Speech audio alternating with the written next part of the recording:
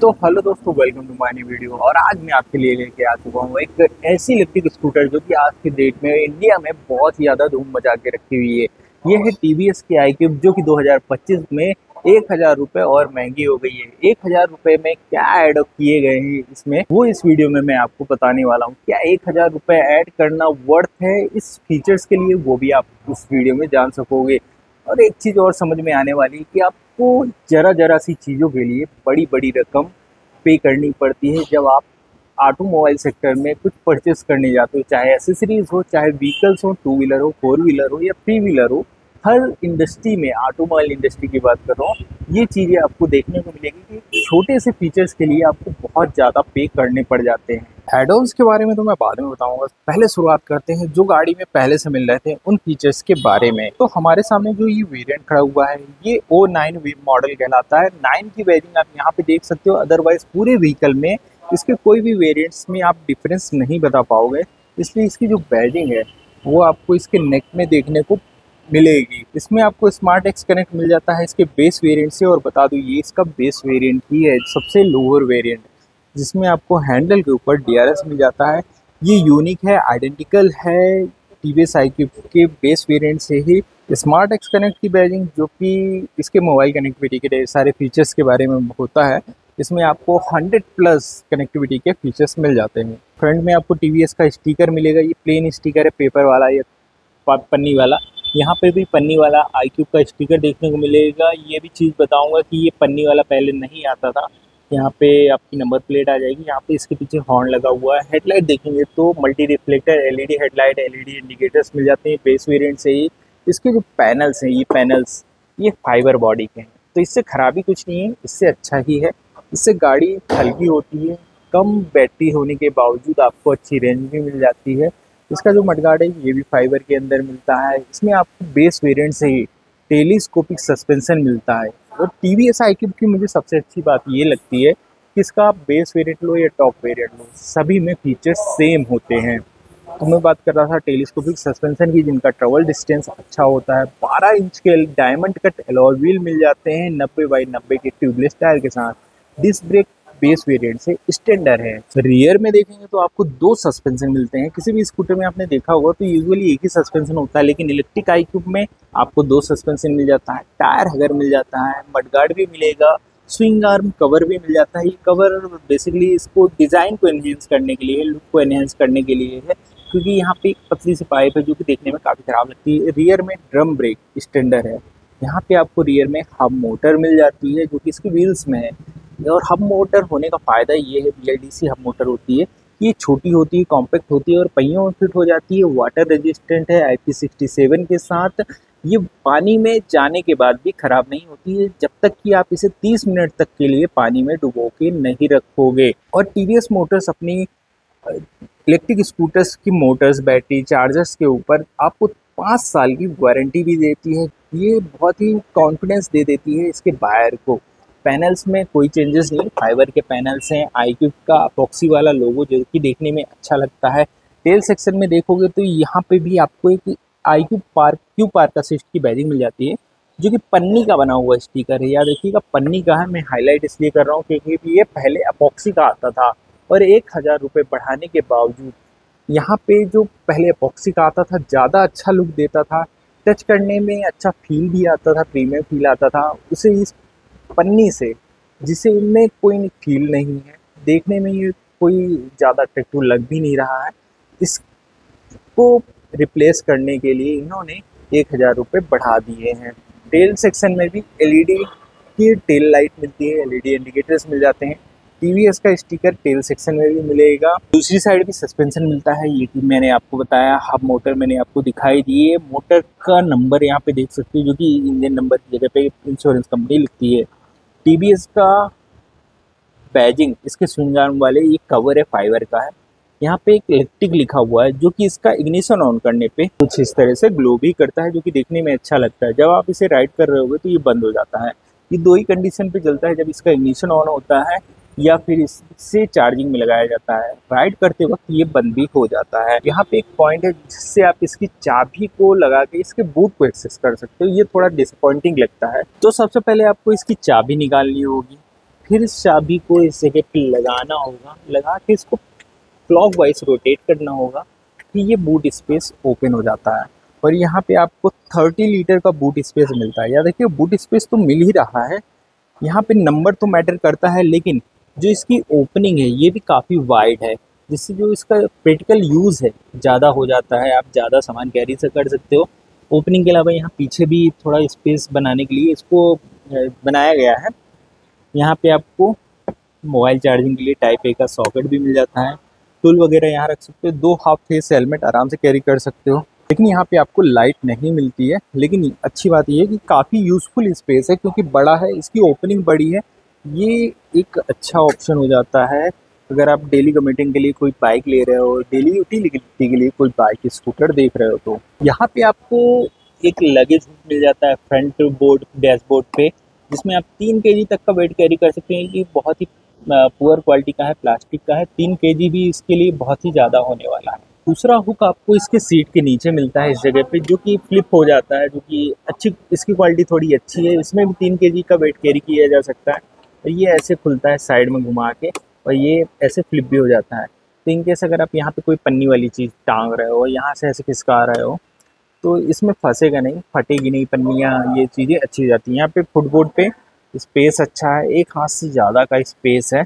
और यहाँ पे आप एक सिलेंडर को, गैस सिलेंडर को, डोमेस्टिक वाले को लेटा के आराम से कैरी कर सकते हो। सीट की कुशनिंग आपको जुपिटर वाली ही मिलती है, कंफर्ट आपको जुपिटर वाला मिलता है। इसमें बैठने के बाद जो राइडिंग गेस्चर है वो भी अच्छा बनता है, जैसे किसी भी स्कूटर का बनता है, प्रॉपर स्कूटर का। ना ही इसका हैंडल किसी ओला या एथर की तरह ऊपर है, ना ही चेतक की तरह नीचा है। इसका जो राइडिंग गेस्चर है परफेक्ट स्कूटर वाला होता है। हो भी क्यों ना, क्योंकि टीवीएस को अच्छा खासा लगभग 40 प्लस ईयर का एक्सपीरियंस है स्कूटर बनाने और बेचने का। इसका इग्निशन ऑन करते हैं, इग्निशन ऑन करने पे सबसे पहले तो इसका टीवीएस घोड़ा, फिर आई क्यूब का लोगो, वेलकम टीवीएस। जब आप इसे परचेस कर लोगे तो यहाँ पे आपका नाम लिख जाएगा। बैटरी परसेंटेज यहाँ पे दिखा रहा है, रेंज यहाँ पे दिखा रहा है। जब तक आप साइड स्टैंड नहीं हटाओगे ये लाइट जलती रहेगी और गाड़ी राइडिंग मोड पे नहीं जाएगी। तो इसे राइडिंग मोड में लाने के लिए सबसे पहले इसका साइड स्टैंड हटाना है, फिर ब्रेक को प्रेस करना है इस तरह से, फिर मोड बटन को लॉन्ग प्रेस करना है। ये राइडिंग मोड पे आ गई। अब मैं इसे एक्सीलेट करता हूँ तो ये इस तरह से चलने के लिए तैयार हो जाती है। यहाँ पे आपको बैटरी परसेंटेज दिखने को मिलेगा, ये टावर बना हुआ है। ये जो ब्लू स्क्रीन देख रहे हो इसमें मोबाइल कनेक्टिविटी के सारे फीचर्स, जैसे कि 10x10 navigation, call, message, alert और जो भी फीचर्स है यहीं पे देखने को मिलेगा। स्पीडोमीटर देख सकते हो। इको मोड पे ये ग्रीन सर्कल देखने को मिलता है। यहाँ पे 21 किलोमीटर की रेंज देखने को मिलेगी इको मोड के अंदर। अगर मैं इसे पावर मोड पे स्विच करूँ, जिसके लिए इसी मोड बटन को सिंगल क्लिक करना है, तो ये जो सर्कल है ऑरेंज हो जाता है, पावर मोड यहाँ पे आप लिखा देख सकते हो। स्पीडोमीटर सेम है, यहाँ पे आपको 70 किलोमीटर की रेंज मिलेगी। याद रखिए इको पे यही रेंज 21 किलोमीटर की मिलेगी। तो ये अलग अलग पावर कंज्यूम करेगी, तो अलग अलग रेंज भी देने वाली है। Odometer trip A trip B मिल जाता है, एवरेज स्पीड देखने को मिल जाती है। यहाँ पे आपको लीवर की क्वालिटी अच्छी मिलती है, एल्यूमिनियम के हैं, अच्छी क्वालिटी है, हैवी क्वालिटी है। हैंड ब्रेक इजी यूजफुल है, आसानी से आप इसे यूज़ कर सकते हो, और रिलीज़ करना तो उससे भी ज़्यादा ईजी है। अपर डिपर और पास बटन के लिए सेम बटन यूज़ होने वाली है। इंडिकेटर बटन है, ऑन बटन है जो कि अच्छा साउंड कर रहा है by the way. Hazard light का स्विच है। पार्किंग के लिए एक सेपरेट बटन है, जिसके लिए आपको अलग से कोई भी चार्जेस पे नहीं करने हैं। और मोड के लिए एक बटन है जो कि आपका इग्निशन ऑन करने के लिए भी यूज़ होने वाला है। पार्किंग फीचर्स कैसे एक्सेस करना है, तो सेम प्रोसेस है। ब्रेक प्रेस करना है, पार्किंग बटन को लॉन्ग प्रेस करना है, और ये पार्किंग मोड पे आ गया है, जो कि आप स्क्रीन में लिखा देख सकते हो। अभी ये फॉरवर्ड पे जाएगी, ब्लू कलर में लिखा हुआ फॉरवर्ड।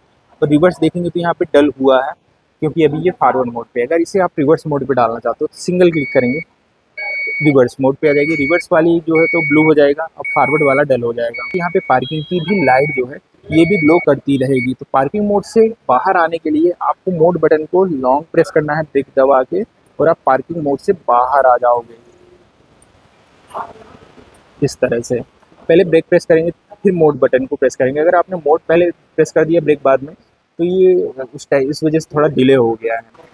तो अब बात करते हैं इसके टेक्निकल स्पेसिफिकेशन और यूज़फुल फीचर्स के बारे में, जो कि इसकी रेंज, प्राइस और इसकी परफॉर्मेंस के बारे में। तो ये बता दूं, ये है 2.2 किलोवाट बैटरी पैक वाला वेरिएंट, जिसमें आपको रियर में बैक रेस्ट नहीं मिलता है।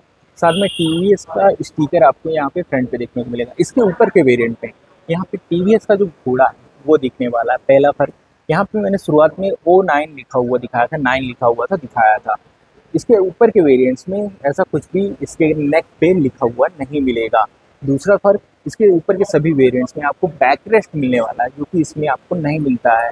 2.2 किलोवाट बैटरी के साथ जो कंपनी आईडीसी रेंज क्लेम करती है वो है 94 किलोमीटर, लेकिन एक्चुअल जो रेंज इसकी निकल के आती है वो है 75 किलोमीटर की रेंज, जो कि इसकी एक्चुअल रेंज ही डिस्प्ले पे दिखाती है। इससे अच्छी बात यह है कि इसकी रियल रेंज ही दिखा रही है, तो आप कंफ्यूज नहीं होगे कि अगर ये 10 किलोमीटर दिखा रही है तो 10 किलोमीटर जाएगी। अगर आईडीसी रेंज दिखा रही होती, जैसे कि दूसरे सभी ब्रांड्स में आपने देखा होगा कि आईडीसी रेंज स्क्रीन पे दिखाती है, उससे प्रॉब्लम ये होती है कि यहाँ पे अगर आपको 20 किलोमीटर दिखा रहा तो हो सकता है वो 10 किलोमीटर ही जाए। तो इस केस में आप कंफ्यूज हो गए और 20 किलोमीटर दूर जाने के लिए निकले होगे 20 किलोमीटर की रेंज देख के, तो हो सकता है आपको बीच में प्रॉब्लम हो जाए। लेकिन क्योंकि इसमें आपको रियल रेंज, एक्चुअल रेंज दिखा रही है, उस वजह से आपको ये कंफ्यूजन ना के बराबर ही फेस करना पड़ेगा। फर्क इसमें भी पड़ेगा, अगर आपको 70 किलोमीटर दिखा रहा है फॉर एग्जांपल, तो हो सकता है ये 65 किलोमीटर ही चले। डिपेंड करता है कि आप बीच में राइडिंग मोड लगा रहे हो या ज़्यादा परफॉर्मेंस यूज़ कर रहे हो, आप पिलियन के साथ में जिसका वजन ज़्यादा है, या मेरे जैसा राइडर है जिसका बॉडी वेट 100 kg है, उस केस में इसके रेंज में भी स्लाइटली डिफरेंस आएगा। तो यहाँ पे मैंने आपको इस गाड़ी के फीचर्स बताए जो कि आप सोच के लोगे। अब आपको 75 किलोमीटर रेंज वाली ही क्यों लेनी चाहिए, क्योंकि ये आप पहला तो ये इसका जो प्राइस है काफ़ी इकोनॉमिक है दूसरे ब्रांड से कंपेयर करने पे, इसके खुद के वेरिएंट से कंपेयर करने पे। और 75 किलोमीटर भी बहुत है, क्योंकि स्कूटर का यूज़ जो है सिटी राइड के लिए ही किया जाता है। आप इंटर सिटी नहीं जा सकते हो, आप चाहे पेट्रोल वाली यूज़ करो चाहे कितनी ज़्यादा रेंज वाली स्कूटर की यूज़ कर रहे हो। अगर आप लॉन्ग राइड करते हैं स्कूटर में तो आप जानते हो आपको थोड़ी बॉडी पेन वगैरह होने लगते हैं, लगभग हर किसी को होते हैं। और लॉन्ग राइड में अगर ख़राब सड़कों में जाना है तो उसके लिए भी स्कूटर्स नहीं होती हैं। आपकी अगर रनिंग, डेली की रनिंग 30-40 किलोमीटर भी है तो आप आराम से इस स्कूटर के साथ जा सकते हो, और एक सिटी के अंदर आप इससे ज़्यादा नहीं चल सकते हो। मैं खुद एक स्कूटर चलाता हूँ डेली कम्यूटिंग के लिए, और मैं कभी भी उसे 15-20 किलोमीटर से ज़्यादा नहीं चला पाता हूँ, क्योंकि मेरा जो ऑफिस है मैंने बनाया हुआ है वो भी मेरे घर से लगभग 6 किलोमीटर की दूरी पे है। तो आना जाना 12 किलोमीटर, यानी कि 15 से 20 किलोमीटर, कभी कभार मार्केट चले गए, इधर उधर चले गए, 20 किलोमीटर से ज़्यादा कम्यूटिंग नहीं होता। और उसमें मेरा रोज़ का आधा लीटर पेट्रोल लगता है, इसमें मुश्किल से 2 रुपये की इलेक्ट्रिसिटी लगेगी। हालांकि कंपनी बोलती है कि इसमें 1 यूनिट बिजली लगती है, लेकिन जो यूज़र है, बायर हैं, ऑलरेडी यूज़ कर रहे हैं, आप उनसे पूछ सकते हो, फीडबैक ले सकते हो, मैंने ऑलरेडी ले रखा है। उन्हें अपने बिजली के बिल में कोई भी फ़र्क देखने को नहीं मिला है। तो मुझे क्या, आप भी मानोगे इस चीज़ को कि अगर आप इसे 3-4 साल चलाते हो या 40-50 हज़ार किलोमीटर भी चला लिया साल के, 1 साल में भी 2 साल में भी, तो आपको पूरे पैसे वसूल हो जाएंगे। आपने इतने पैसे पेट्रोल के बचाए होंगे, एक नई स्कूटर भी ली जा सकती है। तो बात करें इसके प्राइसिंग की, तो पहले इसकी जो प्राइसिंग है 1,12,800 रुपये थी, और आज के डेट में इसकी ऑन रोड प्राइस है 1,14,000 रुपये। तो ऑलमोस्ट 1,200 रुपये का यहाँ पे डिफरेंस देखने को मिल रहा है पहले और अब के प्राइस में। और ये 1,000 का जो 1,200 रुपये का प्राइस बढ़ा हुआ है, ये मात्र 2 हफ्ते पहले ही बढ़ा हुआ है। और 1,000 रुपये 1,200 रुपये बढ़ाने के बावजूद कॉस्ट कटिंग की गई है, ना कि कोई फीचर्स बढ़ाया गया है। जो कि मैंने पीछे स्पीकर दिखाया, जो कि पहले एपॉक्सी का आता था, जो कि प्रीमियम था, देखने में प्रीमियम लगता था, टच करने में और फील करने में भी प्रीमियम था, लेकिन अब उसे पन्नी से या प्लास्टिक से रिप्लेस कर दिया गया है। आपको मेरा ये ओपिनियन, ये वीडियो कैसा लगा कमेंट में ज़रूर बताइएगा। या आपका कोई दोस्त या फैमिली मेम्बर स्कूटर लेने का प्लान कर रहा हो तो आप उसके साथ ये वीडियो शेयर कर सकते हो। इसमें मैंने इस व्हीकल के बारे में सारी डिटेल्स आपको बता दी हैं, और अगर मैंने कुछ छोड़ भी दिया हो तो आप कमेंट करके पूछ सकते हो।